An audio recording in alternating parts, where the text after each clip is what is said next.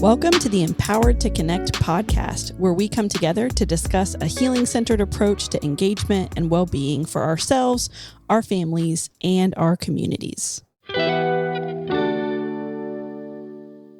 All right, everybody, we are so excited to sit down with Mo and Tona, fresh off of being the keynote speakers at one of our partners' marriage conferences. The Sparrow Fund hosts a conference called Together Called every year. It's a fantastic opportunity for adoptive and foster parents to really experience being renewed, being refreshed, being encouraged. You guys, you just got back as we're recording this. Kind of what was your experience? What was something that really stood out to you that you enjoyed about being there? I didn't get to go, so fill me in. What did you all enjoy about being there? Yeah, it's so fun to be with you, Becca. And of course, it's fun to be with you too, Mo. So here we go. This is the first time just as a married couple that we've gotten to get away together like this in a really long time. Actually. Yeah.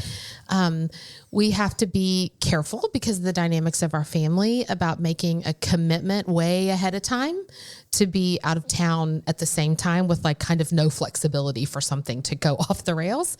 And so we take our together commitments that don't have flexibility really, really seriously. And so when we were with them, it was evident to both of us, I think, pretty quickly that was like a really good yes. We were, it felt right to be in a room full of other families and parents that were walking the same road, that were there really thinking about how they could be in partnership and collaboration within their marriages to like walk this thing out for the long haul. And so it was a joy and a delight to be there. And it gave us some time, I think, really in preparation for it. We've been really, really, really deep in the weeds for so many years that just really talking about all of these concepts and ideas as it applies to kiddos. And so it was fun, even the preparation, for us to step back and really wrap some of these ideas around and talk about it in light of our marriage. So it was awesome. Not to mention it's beautiful where we were. But. Oh, absolutely. I agree. It was a sweet time to get away with like-minded families and just be away. And like Tona just said, the preparation part. So much of what we do is talking about parenting and to be able to look at marriage within the context of a family and parenting was really good. It was sweet. Agreed. Absolutely. Okay. I don't know if we've ever asked this on the ETC podcast, but when did you guys meet? How long have you been married? Oh my gosh, that's amazing. We had been married we were trying to do some math. 27, 26, 28, somewhere in there. The math doesn't always math. Not quite 30, but close. A lot of years. We know exactly how long, right? I mean, we got married in 1997, so somebody can do some math really, really quick. That would be amazing. So 28 years this summer. 28 years this summer. Yeah. So we have walked some seasons and some road together, and it's fun to just to look back at those seasons. And some of those seasons have been really sweet. Some have been challenging. But we're here coming up on 28 years. Yeah. When we were talking about this whole idea of like length of marriage and seasons, we were starting to get ready to go and share. And then we actually saw, I think it was like a little video on Instagram or TikTok or something that you sent me, Mo. And it was about this guy that said by the time that you have your entirety of your marriage, you've had 5 marriages.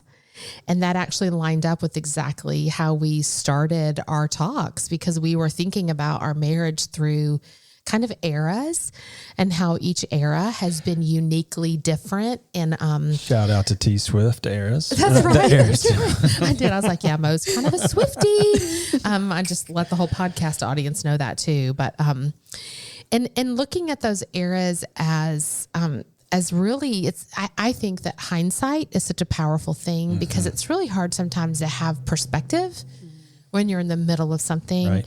There's something really important, I think, about looking back over what you've walked through and maybe how you've grown and changed, maybe how you were able to show up in ways that you didn't think you could. And I think it builds like a lot of resilience, even to think about the past and what we've walked through. And so we've walked through some seasons, right? So Right. to your point, Becca, we got married in 1997. We were young marrieds. We moved really quickly in our marriage. We started building our family, and our family started growing really quickly. And we were kind of came into it with like sunshine and rainbows and everything's going to be awesome and so naive and just like, we're amazing people. We're going to be amazing parents. We're like, we have a strong relationship. This is not going to be a problem. Like, just came in so incredibly hopeful, but I would say like also like really, really naive. And then realized a few kiddos in that we were like way deep in the trenches. Like we were deep, deep, deep in the water. And we needed to kind of make some changes at that point. Yeah. I mean, the reality is, to talk about, like when we were first asked to speak on marriage, I was in some regards going, man, I don't know what we would talk about.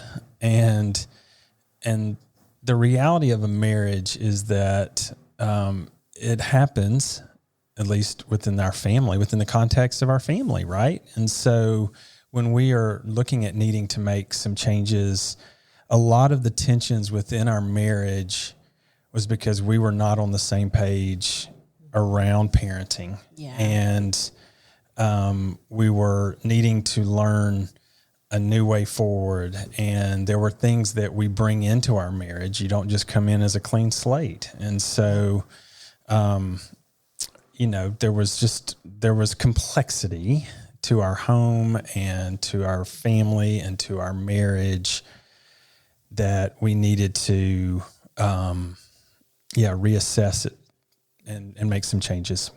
And you're highlighting something that I think a lot of people feel, where it's like, okay, the marriage is separate. Like I need to invest in my marriage and I need to invest in my kids.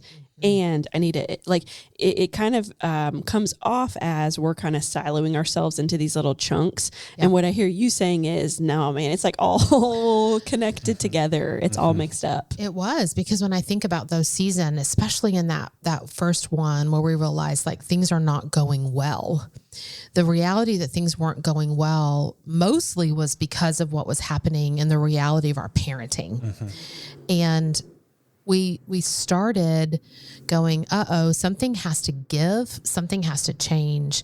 But the fact that it wasn't going well was impacting our marriage. So to think that we could tend to our marriage separately than we were tending to the reality of what was going on inside the family was not, it was a high hope, I would say, really, because oftentimes, and I don't want this to sound like we're being critical or judgmental. We're not in any way, but a lot of times the sort of formula that you're given for supporting your marriage, well, it wasn't really something that we couldn't do that formula in our family dynamic at the time. In fact, we were trying to undo a formula way of thinking as it pertained to parenting. We tried to do a formula. We tried to do A plus B equals C, and things weren't working for our kids. And so our sort of marriage solutions were being given to us in the same kind of formula. So we're like, hold up, hit pause. We are working through we were growing in knowledge is what I would say. We were growing in our understanding and our compassionate insight for what was going on with the kids. And we started realizing, hold on a minute, this stuff applies to us too. So if we're going to think about any number of like concepts or insights as it applies to kids, can we sort of try to undo this formula way of quote unquote fixing our marriage and operate similarly, which meant like, a once a week date night wasn't the solution. Mm-hmm. Like that, those are not bad, but that's not going to fix our marriage. It's not going to repair what was going on at home any more than a quick Band-Aid would for the kids. Like it was a much more complex, nuanced family system kind of work that we needed to really undergo. And we needed to make significant changes as we grew in a lot of understanding around a lot of areas. So there was a lot of knowledge and insight that we needed to gain. I've heard you guys talk about this idea before, and I wonder, Mo, can you like maybe put a pin here for our listeners. Tana's saying like date nights wasn't it. We needed like maybe are you comfortable sharing a little bit of why? Like why was your family in a season where it was like, okay, hold on, we got to look at this whole deal all together. You guys had some unique things that not all families face. Would you kind of share for listeners maybe why you found yourself there? And then what are some of those insights that you started to gain? Yeah. I mean, I think, one, we were not, on the same page. Mm-hmm. And I mean, if I can just, where we were in that season is that Tana was becoming very attuned to what was happening in our home with our children. Yeah. And she was making some paths forward there. I would coming home from work, and I would just step in and I would enter the home how I wanted to enter the home. And so I was adding some chaos to the home. Mm. So she was, I would say she was further along on the parenting journey than I was, because I wasn't really open to, at that point, making any changes. I mean, this is how we're going to do it. This is what I grew up in my home, and we can just do it how we want to do it. Right. All those expectations that we have. All those things. And, like I just thought we could do whatever. And so it was just a real hard place to be, because we weren't on the same page. And I think I really had, things were going to be a little simpler. Things were going to be like A plus B equals C, black, white.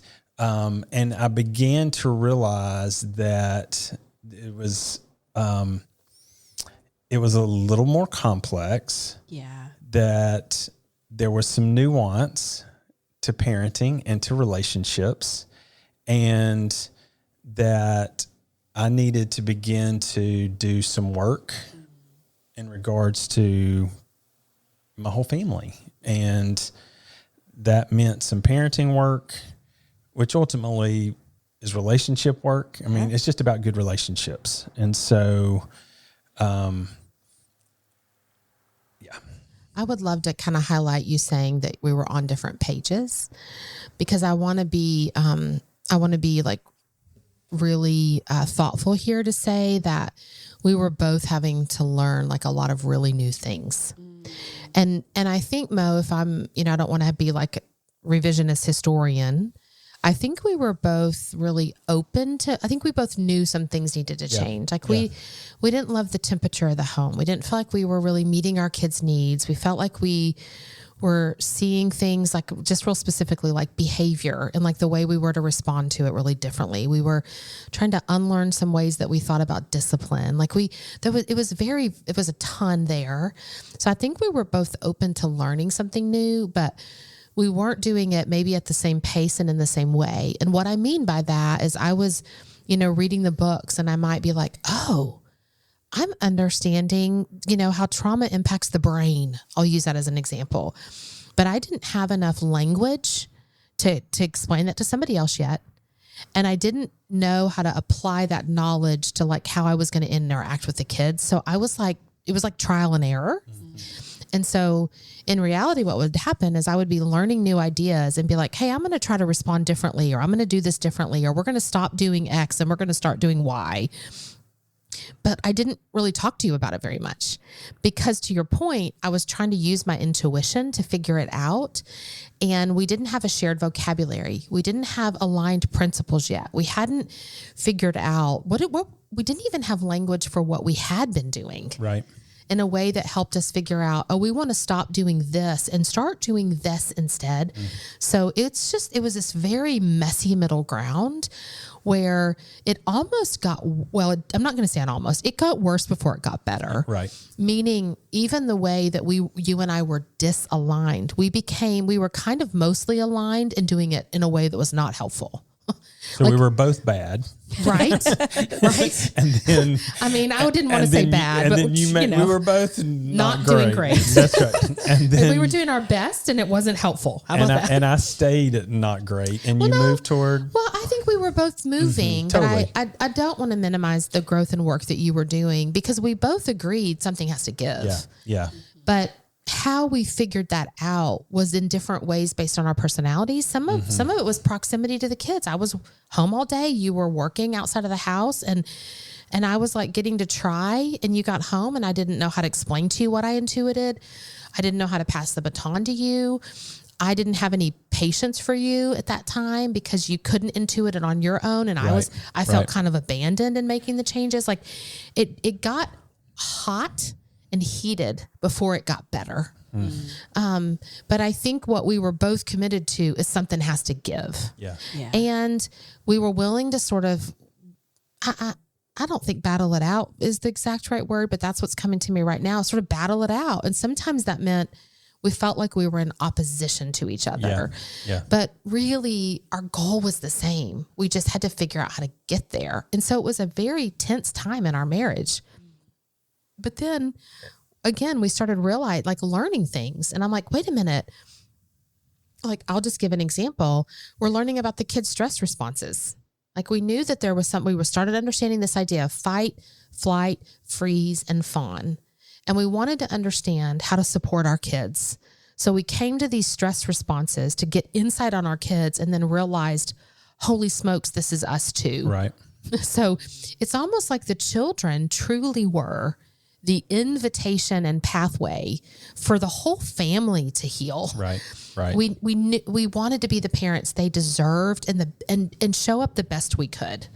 And we knew we could show up better than we were. Right. But with every new thing that we thought we needed for the kids, it was just a mirror that we need it for ourselves individually and that we need it for our marriage. Right. So I would think about stress responses would be one thing that comes to mind. Absolutely. I mean, we say that even in our parenting courses that we do, right? People come to us to talk about their children, and they soon realize, no, we're going to talk about you, right? That's right. Like, It always starts with us. Relationships, attachment, it's a two-way street. It's two people. So absolutely. I mean, yes, the stress responses was a big eye opener for us. Right. Because even us sort of not being on the same page, like we began to discover, like, my stress response is fight, and Mo, yours is Flight. Yeah.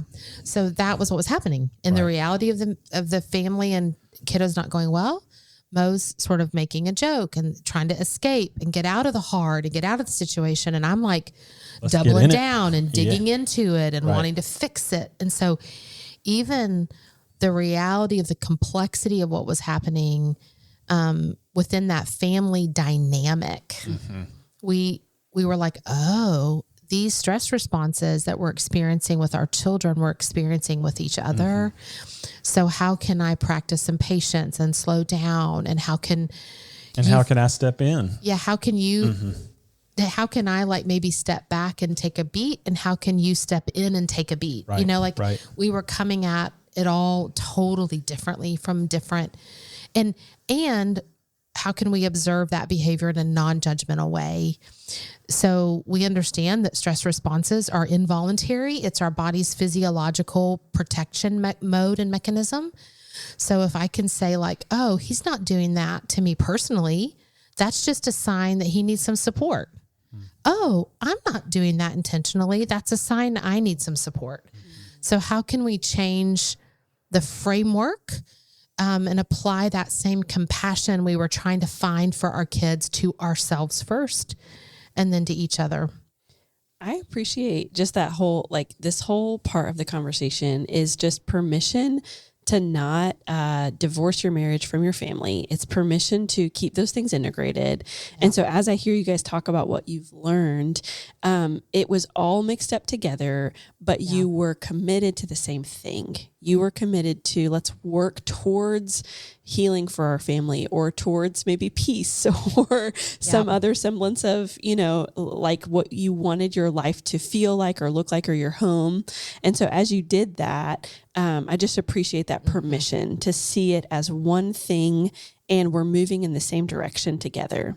I remember one of the very first like big questions we had to ask is we had found the Empowered to Connect parenting material. Remember, we didn't found this thing. We're like second generation as we get to steward the next season of Empowered to Connect. But one of the very first questions that we were asked to consider is, what did we consider to be successful parenting? And to your point, Becca, we were disaligned. If we were disaligned in that answer, then it was going to be hard to find the pathway forward. And so I think we applied that to our marriage, but a couple of things happened that I think unhooked something for us. Mm-hmm. I think what we agreed is, well, we want for a parent, we would consider, and we were learning something new. We had to redefine what we thought was success.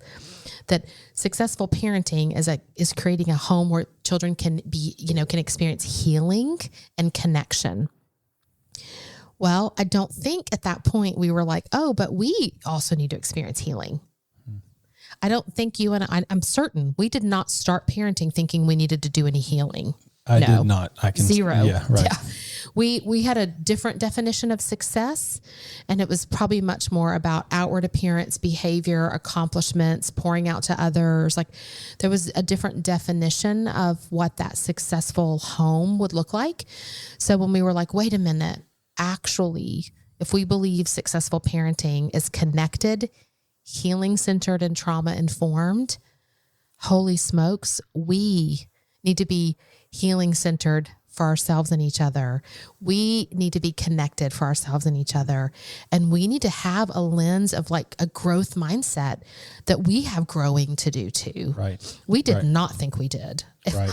We didn't. We were like, we're awesome. Right. So much going for Right. us. But I think a lot of people resonate with that. It's like, I'm a good person and I want to be a good parent. And so I will be. Right. It's that like desire. We want things to be great.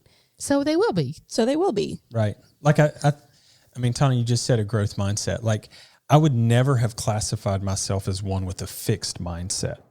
Like we're just I'm growing. I'm always growing, new seasons, but I think what came front and center for me was I really was fixed on like what I thought parenting was going to be, marriage was going to be, relationships were going to be, and how that dynamic would play out. And so there really is a shift when you begin to say, I've got to have a growth mindset. And, that's humbling to realize that, you're putting your head on the pillow at night, realizing, man, this is harder than I thought. But there's a real gift. There is a gift in growing. And so. Absolutely. And it's a reminder that this is a journey. Like we're just moving forward together. Okay, before we move on from this idea of like complexity and seeing it all mixed up together, I became a parent like 5 months ago. And Tana has been encouraging me so much in this season. And I think when we talk about my marriage, Tana, something that you bring up that I can't think of anyone else in my life who's been this clear about it. You talk a lot about showing up for each other, like in the tag team and in the being, trusting each other and in showing up for one another. I think, I just can't let us skip through this part without putting a note on that, because for me, just seeing marriage that way in this new parent season has been different from what I've heard from other people. It's just a different way to think about it. Can you kind of tell our listeners, what is that mindset? What is that kind of encouragement that you give folks as they think through, okay, we're in this era, we're in this new era. Right. What are we supposed to do with this? How do we navigate this season? I think if I were to like peel the covers back, like this, the bottom level of that idea to me is believing the best in each other. Yeah. Meaning truly we're all doing the best we can. And that means I'm not always going to do what Mo has seen as my best. And that means Mo's not always going to do what I've seen as his best. So we believe in like the essence and core of each other and our commitment to our marriage and our family. Mm-hmm. So we can take a beat and like we can like understand and believe that we're going to move through this season to the best of our ability and committed to doing it together. And so I can kind of give him some room, and I would like some room. Yeah. I would like a little room to not always be 100%. And I would like to give him room to not, I don't believe in this whole, we always have to give 100%. I don't think that's true. I think there are seasons I can, and then I am certain there are seasons I'm operating at about 50. Yeah. And I'm certain Mo is operating. He's going to fill in the gap. Yeah. So I think it's this like trust that together, side by side, we're doing our best. And we're going to communicate when we're struggling, and the other's going to be there to support us, and that it can go both ways. So that is the tag teaming mindset that I think of, like it to me, it's just a humble posturing, like just don't think too highly of yourself and like operate with a lot of self-compassion and spouse and partner compassion. It's hard. Of course it's hard.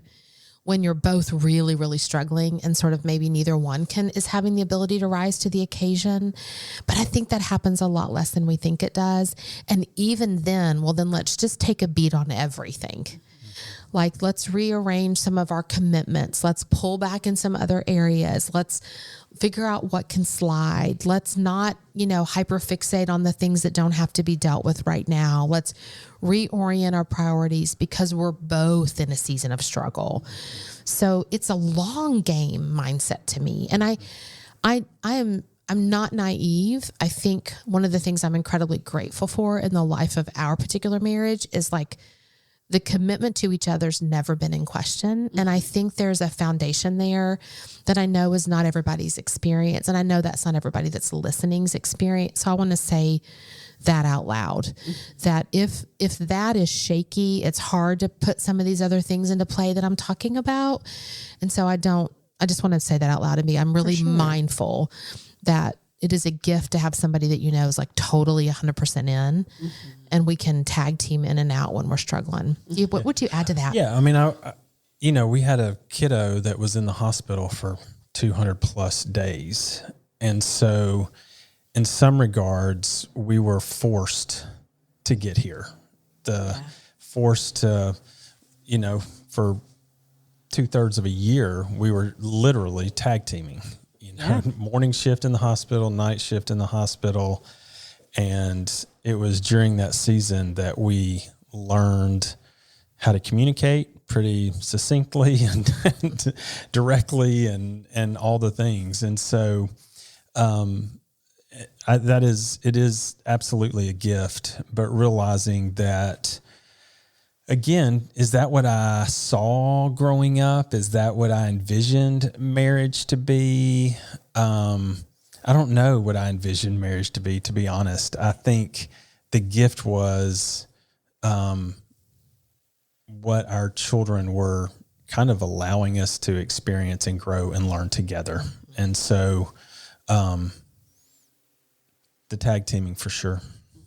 And that communication piece, I think that's easier said than done. So I think absolutely. That's like a 200-day hospital stay is going to give you a great chance to practice that. I mean, for real. Oh, man. For real. Yes. And if I'm not mistaken, there was a child in the hospital, but there was also other children in the home. Yeah, so I was homeschooling 3 other kids at the same time we were in the hospital for that many days. Yeah. We did figure out how to like talk in bullet points. Mm-hmm. And again, I think it's just, I'm not saying we did this perfectly, but I'm proud of how we navigated some of those seasons because I think we just believed the best in each other. That's right. And it was like, Mo is given like everything he's got, and so is she. So what am I going to get mad about? Yeah. Like, what am I going to pick a fight? I'm not picking a fight with him. He's showing up. I'm showing up. Mm-hmm. And I just kept being like, I'm proud of us. Like, we're doing this thing. We're working together. And if you can have kind of that mindset about, which is why I think the marriage like siloed away from the family, I don't think it's actually as healthy. Yeah. I think you can have a much healthier, full, healthy perspective kind of marriage if you can see it as part of an interdynamic thing happening within the life of a family system. And maybe there's some cultural aspects to that too, where we're pushing against some like thought that we might be in a very like individualistic sort of society, whereas we were like parenting kind of in a village mentality a little bit. Right. And our marriage was centered in that. And I'm proud of the ways that we grew and changed. And it's carried those things we've learned have carried us well through other seasons. Yeah. And I tell you, I officiated a wedding a couple of weeks ago, and what I told them is like, this is your wedding. This is your marriage. Yeah. It's no one else's. This isn't your parents, your grandparents, your best friends. This is your marriage, and you get to fight for it. You get to be as nurturing and as loving, and what are the ebbs and flows, and what's the rhythm of your marriage. Each marriage is going to have a different rhythm. Some of that is personality and wiring and those types of things, but like, what is your rhythm? And I think these early years helped us find a rhythm. Sometimes we say a muscle. We just have this. We have this muscle for our marriage that it's not like others, but it has been really sweet. And you know what? I appreciate what you're saying, because it's making me think about some of those years that were hard weren't just because of the dynamics going on in our home. It was because we were trying to contort our marriage to look like other people's, Mo. Yeah, I agree. And we weren't resting into our personalities. We were sort of believing in some like stereotypical like marriage roles and responsibilities. And we thought that things were supposed to play out a certain way. And I think you were fighting against your natural wiring. I was fighting against mine, and it was causing us to miss. And so I really appreciate what you're saying, because some of that was overlapping some of this. It was like a self-discovery season as we were trying to discover our children. We're like, oh, it's okay to step into the natural way that we were created, that we are designed and laid out in our personality and wiring and gifting, just like we're accepting that in our children. So it kind of let us hit a restart in like what we thought, quote unquote, marriage was supposed to look like. Absolutely. Yeah. I really appreciate that encouragement from you, Mo, and that kind of like fleshing it out, Tana, of just your marriage is your marriage. And so much of the like frustration and resentment and bitterness comes from comparison. So I appreciate that. Every family, and I appreciate the idea of eras or seasons. Like every family, it's a season. And so how can you show up for each other in this season? Like the tag team 200 days in the hospital is different from what it looks like now with soccer practice or whatever it is, but you still have those muscles to rely on. So I really appreciate that. That's really a cool way to think about it. I think I want to push into this. So I'm assuming as you guys process things and worked things out and communicated in bullet points, I'm assuming sometimes that went well. And other times like stuff just kind of popped up between you. Like we talk a lot about the wall between us when we think about relationships.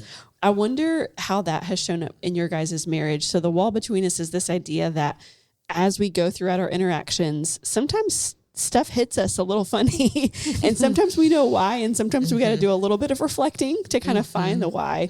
But what does that look like for you guys? How have you kind of processed or leaned into that as you've been doing the marriage dance? Yeah, I think a couple thoughts that I'm super curious to hear what you can say about this, Mo, because I guess we were on different sides of the wall.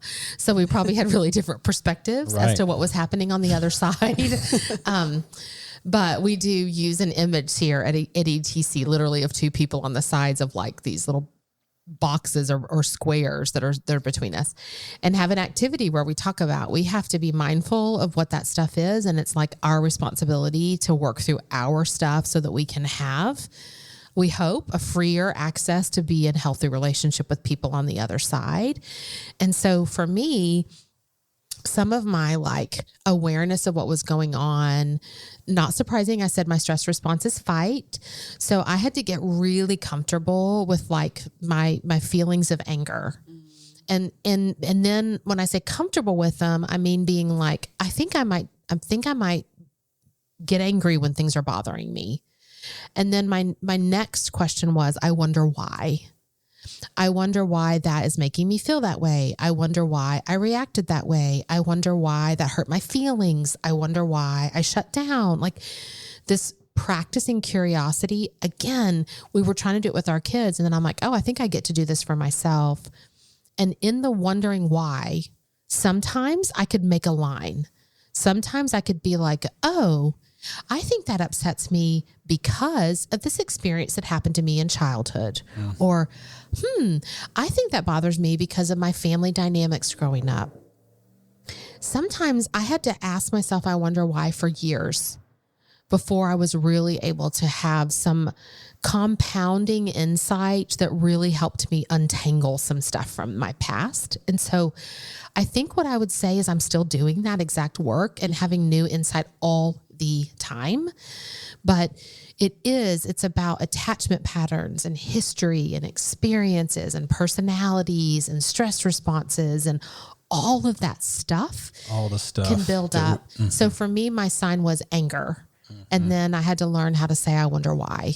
And like, if there's one takeaway, that's it right there, I would say, is being comfortable asking that question. Yeah. Why? Why do you feel that way? Why do you respond that way? And I'm going to be real honest. I never asked why. Like, as Tana was trying to figure out why all these things were, the stuff between us, like, I never asked why. And I think I had to learn how to ask that question. And that was kind of my biggest growth place of beginning to say, why do I have a hard time navigating feelings? Why, like, not only navigating feelings, what is a feeling? And how am I feeling? Like, all those things, right? Like, there was just this kind of go with the flow, easy going Mo. And I had to say, why am I feeling this way? Or why is there tension here? So, yeah. What helped you with that process? Because I feel like a lot of people are probably nodding their heads right now. They're probably like, yeah, what is the feeling? I don't know. What is this? How did you find your way? I mean, the story I share is, ironically, Tana was gone one weekend and I was home with the kids, and feelings chart on the wall, kid pointing at the picture, the little cartoon picture. And like, I had no idea how to respond. And then, I'm putting the kids to bed that night and I'm thinking we're having a sweet moment. And one of my kids are like, Dad, I have big emotions and you don't know what to do with them. And stormed out of the room. And I was like, I was so perplexed by all this feelings talk. And, Tana came home and I was kind of like, man, you're not going to believe. And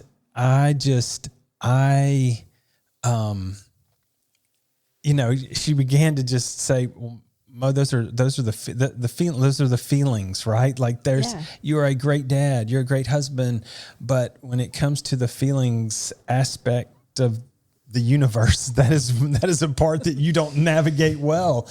And so for me, it was beginning literally going to that chart on the wall that had cartoon characters on it and try to figure out, how am I feeling? And then got some guys and we began to navigate feelings and began to unlock some things. And I'll be truthful, I began to unlock some things and was so excited to come home and share my feelings with Tana. And I wasn't so excited to hear them. No. I mean, I don't want to paint this picture like, oh, I did this work and then, wow, we had warm fuzzies. I mean, I remember being in the kitchen and came home from work and you're like, how are you? Or how was your day? And I was like, man, it was a good day, but I'm feeling this way. And you stopped, like you were walking toward the refrigerator, you stopped and turned around. And I remember you saying, I have 6 kids that I have to navigate their feelings, and now I got to navigate yours.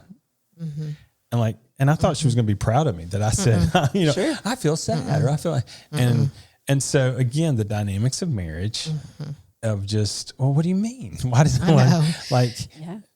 Yeah. I mean, I remember that day. I think it was pivotal for us because I was realizing that my stress capacity was pretty low at that time. And I knew that like something had to give. And I wanted what I knew was on the other side of that work. I wanted the outcome, but I didn't want to do the work to get there. And I wanted you to be in a tune, emotionally present, really sensitive dad to the kiddos and be able to empathize with them. But I had felt so alone in doing it for so long that I had like zero margin to help you along the journey too. Yeah. And I wanted it, but I didn't, man, I just wasn't in I wasn't in a tender, safe place to sort of help you through it, which was hard. But I think I remember feeling obviously safe enough to be that way. And I was like, I've got to do this all day, every day. I'm working through mine, I'm working through theirs. And I need you to get some support to work through yours because I want it, but I cannot be a safe place for you right now and only me to hold your work. Right. And that's when you started the men's group. I think I was like, whoa, hold up. I can't hear. I'm sad every time you walk in the door from work in the middle of dinner while I'm trying to manage the kids. And like, thank you for knowing you're sad. What are you going to do about that? Was really where I was. And I wish I had more capacity at that time to be more emotionally present, to support you on that journey. But back to your point, Becca, we were not in a season where I had a bunch of emotional capacity to help you heal it that way. Yep. But I felt safe enough to say, hey, I'm for this, but I need some support people around you to help you. Yep. And you did something really beautiful and went out and fostered and built that community around yourself. And we're all the better for it. So I couldn't be your person to do that work with you entirely. I think I got the benefit of it, and you figured out how to process and then bring that home in a way that was supportive of us together instead of asking me to be the sole support person. But it was a tricky little moment. I mean, I literally remember where we were both standing. I do too. And I had already been feeling some of that. Like I had been talking to a friend. I'm so glad he's on this journey. I'm so thankful he's willing to do this work. I do not know if our marriage can survive him figuring out his feelings. And she was like, whoa. I was like, I don't know. I do not know, because we were shifting the rules of engagement. And in these eras, you have to be willing to let people change. Yeah. That is part of growing together. That is part of having 5 different marriages, as I said, is Mo deserved place and space in our relationship to change, as did I. But it's really hard to change, especially when things are difficult or there's loss or grief or unknown or pain. It's really, really, really hard in that season to give your partner or spouse room to change as well. And often that's where marriages do fracture and break apart, is at that spot right there, where they've gone through something big and on the other side of that there's growth. But are you going to grow together or are you going to grow apart? Yeah. And interestingly enough, the title of our talks at that marriage conference was Growing Together. And the essence of all of this was, how do you allow room to grow and change and learn and practice and make mistakes and show up the best you can and actually look up 28 years in after walking a lot of road and thinking, I think we've still got this thing in hand to the best of our abilities. We fumbled at some, but I hope and pray we have a long road ahead to keep on growing and changing and learning new things instead of separating and splitting apart. But it takes a lot of humility, and you have to advocate for your needs, right? Like I had to say, Mo, I can't do this. Yeah. I'm sure it hurt you that day, but I think you loved and cared for me enough to know that like I couldn't do all of that. So there was like compassion for me too in the middle of it. I'm guessing. I'm hoping. Well, and I think going back to the stress responses, like you stepped in, which was a natural instinct for you, and it wasn't for me. Like the hard conversations or the direct conversations, and for 28 years, like it has been a gift. Like the gift of you communicating that to me and not me guessing or not, all. And so, me learning how to humbly receive that, not to be defensive, not to, be hurt, right? But to say, man, we are both fighting for and working for the same thing. Yeah. And to communicate that as clearly as possible, and let's just take the next right step, right? Like it's this marriage is an invitation for change. It's and that's the beauty of relationship. And so I don't like, change does not happen overnight. Right. And you're not going to grow, mature, however you want to, you know, sanctification, like whatever wherever you're coming to this from, you're going to happen at your own speed, your own pace. Some will navigate different seasons differently, but there's this beauty in doing it together and supporting one another in it. I think I'm hearing a lot here, but I feel like one of the things I'm hearing is that there's a myth maybe that your spouse should be all things for you, should meet every need, should fulfill everything. And I feel like what y'all are pulling out is we need to grow and be well as individuals. And that takes, yes, it takes marriage work, and it takes those other support people, that village, that community. It takes, I know for a lot of us, like sometimes we go through seasons of therapy or counseling, like we each have work to do.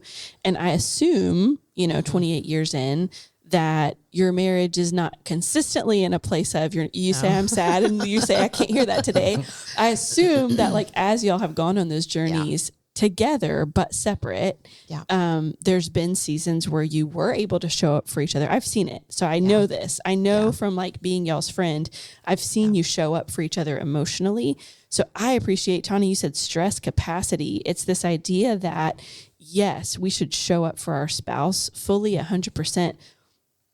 We cannot be everything to our spouse 100% of the time. That's just not reality. It's not. That's what I feel like I heard you kind of hinting at or saying. Yeah. So we actually have, not to do like a total major plug here, but I'm going to do a little ETC plug on our website. If you look at resources, there is an image of something called like the stress capacity window. And it's this idea of what we are capable of at any given time is like what we're capable of, things we may not have the capacity to do.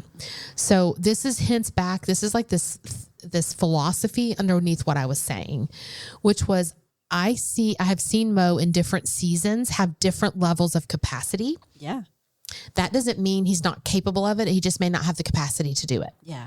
That's what I was saying in the kitchen that day. Yeah. That's the day in the kitchen. I have the capability to support people growing and changing and learning and exploring emotions. I do not today, for 7 people, have the capacity to do that in the throes of all of the stuff we're trying to heal and work on. Mm-hmm. So that is this idea of like a stress window. And different seasons, we have a different amount of stress that we can manage in a way that we would say like is managing it well. And so our windows of tolerance for what we're able to do ebb and flow. And that is where I think like the best compassion lives. Mm. I think that when you understand that big idea, there is like abundance of compassion because there's so much insight to, and again, I'm going to go ahead and extend this to children and each other and self, that when you're like, for me, I have some physiological signs that things aren't going well. One of them is one of my eyes will start twitching, or I'll start physically dropping things. When I'm super stressed out, that's my body being like, hello, warning sign, warning sign, alert. Right. Mo jokingly says his is, he eats a lot of milkshakes. It's milkshakes. That's my stress response. Milkshake. When Mo's like, I'm going to make me another milkshake. My stress response is sponsored by Bluebell Ice Cream. So totally, that's exactly right. So when Mo's at his stress capacity, he's enjoying milkshakes. I might have an eye twitch or a drop. Becca, I'm certain you probably have your own indicators. So I think it's just like being aware of ourselves, but then taking the initiative to communicate that. Right. To your spouse in a way that they can actually be compassionate instead of doing it in a way you're lashing out or being reactive. I mean, I remember at a marriage conference early on, Mo, we would have been married. I mean, it was like half a minute. We were so new baby married people. And we heard a line, and I don't know why, it was like revolutionary to me at the time. We were so young, but they were like, your spouse cannot read your mind. And I was like, oh, but if he loves me, he would know me, and the whole idea there was we want our spouses and our partners to be able to intuit our needs and meet them just intuitively. And that to us is that they love us and we're seen if they can just intuitively do it. How about we flip the script on that? And how about we say it's our job? It's the same idea as a wall. It's my job to understand myself. And if I'm not getting my needs met or being able to advocate for myself, I'm going to try to communicate that in as clear and kind a way as I can. And if my partner or spouse changes their behavior based on that, that's actual love. That's actual sacrifice. That's actual compassion. Not that they couldn't intuit it to begin with, but that they were willing to edit themselves or change their behavior in order to show up in a supportive way. And I think that's one of those like way foundational things that we figured out. I'm not going to hold you accountable for not being able to read my mind. I can't read my mind half the time, right? So if you're walking through a partnership and you're feeling like your needs are not intuitively being met and there's wounding and hurt there, I don't mean to minimize that. It's fair, it's real, it's hard. But maybe we could have a moment of repair where we can come back together and say, hey, I want to own the fact that I think I've been holding you responsible or accountable or been hurt by the fact that you can't intuit my needs. Can I try to practice asking for my needs to be met or communicating those or advocating or using my voice in a way that gives you an opportunity to meet my needs? And then let's don't get mad at them when they do it. Yeah. Let's be grateful that they're willing to do it. Yeah. And like negotiating needs, all of that, we talk about this idea of needs and meeting needs and having needs a lot when we think about parent-child, because it's like the child expresses needs, the parent meets the needs, that forms an attachment style. But in marriages, the same principles are true. Like we have needs, Yep. and how we communicate them has a lot to do with our style. Yes. And how our partner responds has a lot to do with their style. So Yep. there's a lot there that can get, and there's so much about attachment styles, but kind of like the basic that we talk about is when needs are expressed, that can be done kind of in a secure way. Like I'm communicating it clearly and I'm telling you what I need, or it can be a little bit of this like push-pulley kind of thing. Like I'm trying to make you guess what I need, or it can be this like, I'm going to take my ball and go play by myself. Like I'm going to do everything by myself. Or passive aggressive. Yeah, like it's all passive this aggressive, stuff. aggressive. And then the way that we respond to needs, a lot of times we can either get super like entangled up into it. Like, oh my goodness, I'm so sorry. How could I have not done that? I should have filled up your car with gas. How could I not have known? And then on the flip side, it could be like, fill up your own dang car with gas. Like it could be very dismissive. So there's like this like dance. Push pull, this dance, this thing that happens. I wonder if you guys have any thoughts when you're thinking about this idea of attachment when it comes to marriage, kind of what pops to y'all's mind as you think about that? I think it's about being aware of your own attachment style and how it's very potentially impacting the other one. And maybe I would have a warning sign if you're both one of those styles, then like you might have some big blind spots. Yeah. Like if you're both, like Mo and I both came into marriage more on the dismissive side. Yeah. And so we had some really big blind spots because we weren't even really clashing with each other in that way. We were sort of synced up. Sure. And we were just passing that on to our children. We weren't really able to be like, oh, this is a tension spot between us. Something could be going wrong. So I think do some reading, do some learning, really ask each other, start seeing how you sort of react or respond to difficult situations, those relational dynamics, and get curious non-judgmentally. Yeah.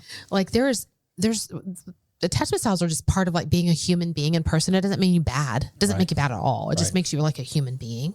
Right. So being like, hey, I think I lean dismissive in this way. What do you think you lean? Like just get curious and have some like really constructive conversations. We do have a few other podcast episodes very specific about attachment. So if this is like the first time you're hearing about that, I would go back and look. We have some really, really good ones that walk through the different attachment styles and cycle. And I think I would practice curiosity. Yeah, I was going to say that was super eye-opening for me to realize my attachment style and how that was affecting my world around me. Yeah. So I would absolutely echo and encourage people to figure that out and realize you're not stuck where you are, that there's work you can do to not continue to be dismissive like I was forever. Right. Yeah. Maybe that's what I would want to just make sure we put a fine point on before we sort of start closing the conversation down is again, another piece that's undergirding all of this is this belief and hope that things can get better and change. And that for many of us, that belief system is going to come from all different kinds of places and spaces. That could be your faith belief that there's hope to come. There could be even some understanding. And I think these things play really well together, that like our brains can get and grow new neural pathways, which I don't want to get super sciencey, but this particular idea was so helpful for me because it made me say, hey, Mo and I came into marriage one way, and we're going to keep, literally, this is why I was like, we reframed our marriage to our marriage can be healing centered. What is healing centered? It means it's a growth mindset. How can we have a growth mindset? It actually means we believe our brains can continue to change and heal and grow over time, which means we can break patterns. We can break habits. We can communicate differently. We can, get to earn secure attachment. We can sort of figure out our stress responses and take a beat and pause and respond instead of react. Not perfectly, but better than we are today. So this idea of change and growth mindset and this learning and unlearning and relearning and the commitment to that, it has been hugely helpful for me for, again, myself and to offer that same thing to you and to know you're offering it to me is why I can say we can be in it through seasons. Yeah. Because I know that literally my brain still has new neuroplasticity. I mean, it's neuroplastic. It has new neural pathways that I'm going to see things differently 5 years from now. I'm going to have learned and grown and had new insight, and you will too. So the story's not over yet is really what I think is the bottom line of that. It's a long range view of marriage in the middle of like showing up in present day, like trying to be as emotionally present as possible. Right. In the midst of it. Yeah. How do you embrace today, but have hope for what's yet to come? Yeah. If you had to encourage someone who's in the thick of it, yeah, marriage is hard right now. They're struggling. They're not sure how to keep going forward together. If you could zoom out, what encouragement would you give to somebody who's in that spot? I mean, obviously this is the Empowered to Connect podcast. And so, we are not meant to be isolated and try to figure this out alone. Yeah. I think there's the gift in community and others, whether that is, some friends that can be honest and real and speak in to the reality of where you are, whether that's professional counseling, support groups, whatever that community is for you. I just think, I can't imagine not having community in those early years, but it was hard. There were times we didn't have it, and it was lonely and it was hard. But there were those that came along in different seasons. And so I'm grateful for the community we had. I'm grateful for those that could speak in. I can't, I'm going to say underestimate's not the right word. We were not in a great place. That's right. And so I don't want to minimize like we were in a hard place. And I think individually, we had to get to a place where we're going to grow. We're going to make changes. We're going to do our own work. And I'm going to grow and mature and understand all the different components that was the wall between us. And I'm going to understand my attachment style, and I'm going to understand my stress responses, and I'm going to try to make sense of my history and my past, and that I'm going to take steps to do my work. And so also realizing that everybody needs to do their work, so that you can come together and strengthen together. I think I would echo that. And I appreciated where you started, which was you probably need some people outside of each other to process with, because the things that you might not be able to articulate or understand or even see in yourself could be the thing that's really hurting your partner or spouse. So asking them to help you understand it might just cause more harm. So I think that getting some safe place to process yourself, and then try to bring that insight back and rebuild trust with like sharing it with each other. In some, we talk a lot, and we have it in this podcast. We could talk about it in this episode for so long, but this idea of scaffolding, which means like a careful and slow approach to growing skills and growing capacity, that we grow in a scaffolded way. Maybe you could put a fine point on that, Becca, and help me. You know what I'm trying to say. So even if you're trying to repair, scaffold repair. Yeah. Baby steps. Baby steps We is the grow word. in little steps. Yeah. Well, and all we at didn't, once. you don't get there overnight. So you're not going to get out overnight. You're not going to get out overnight. That's And right. so if you've got big feelings, if you've got big stress reactions, if you've got big pain, big hurt, and you're coming to every interaction loaded for bear, then you need to go let that out someplace outside of your marriage, with a friend, with a counselor, with a therapist, so you have the freedom to experience all that in a really big, honest, transparent, no filtered way, so you can gain insight to why. And then try to bring some of that insight back to the relationship, I think is what I'm trying to say, because the relationship may not be able to handle all of the learning and growing and figuring it out, which is what I was advocating for in the kitchen that day. Mm-hmm. That was I need you to please get some more people to help here. And that takes so much stinking vulnerability. Yeah. A lot of humility. So much. I mean, you rounded up some guys and was like, hey, I think I need to do some emotions work. Anybody down for that? And you know what? They all were, by the way. I think the other thing that we've done, and I am really grateful for this, is if we didn't have the community, we just made the community. Because we just believed that we can't be the only ones here that need to have conversations in this sort of really vulnerable, honest, transparent way. So we just went and found a few people that we felt like were emotionally safe enough that we could start growing with. And we did. And then we got to bring that independent individual growth, and we became interdependent. We were probably operating really independently, and then we can sling over to codependence really quickly in a marriage.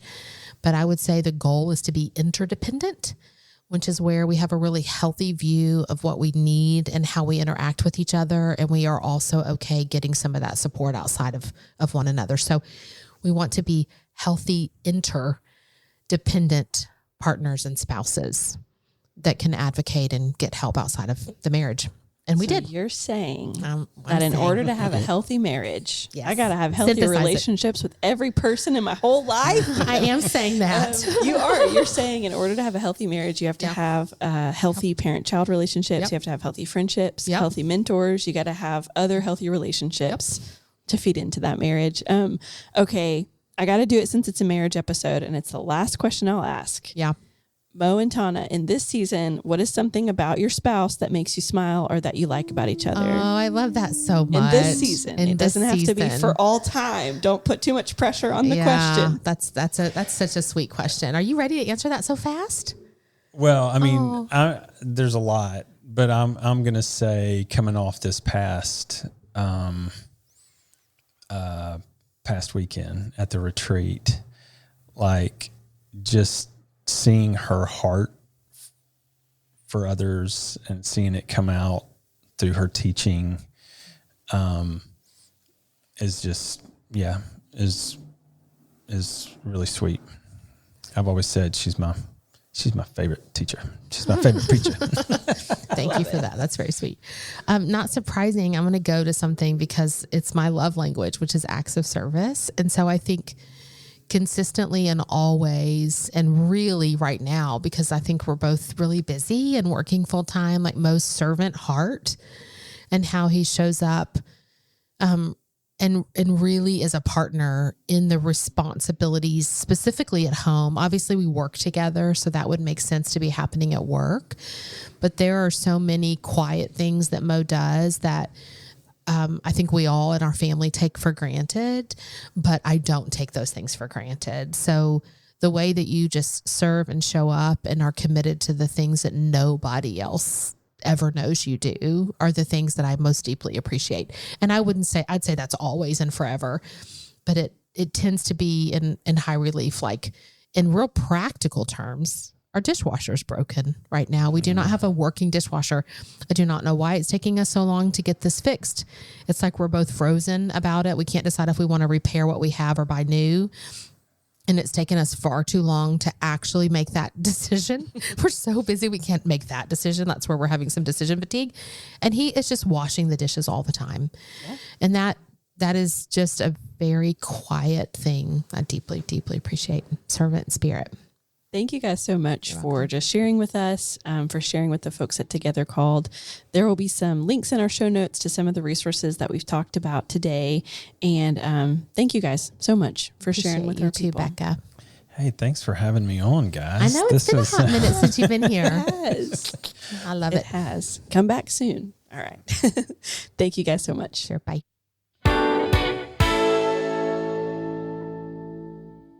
We hope you enjoyed this episode. If you did, the best way to support us going forward is to subscribe. We'd love to hear from you. Leave a review, drop us a comment, or email us to let us know what you hope to hear in future episodes. Thank you to Kyle Wright, who edits and engineers all of our audio, and Tad Jewett, the creator of our music. On behalf of everyone at ETC, thanks for listening, and we'll see you next time on the Empowered to Connect podcast. Until then, we're holding on to hope with you.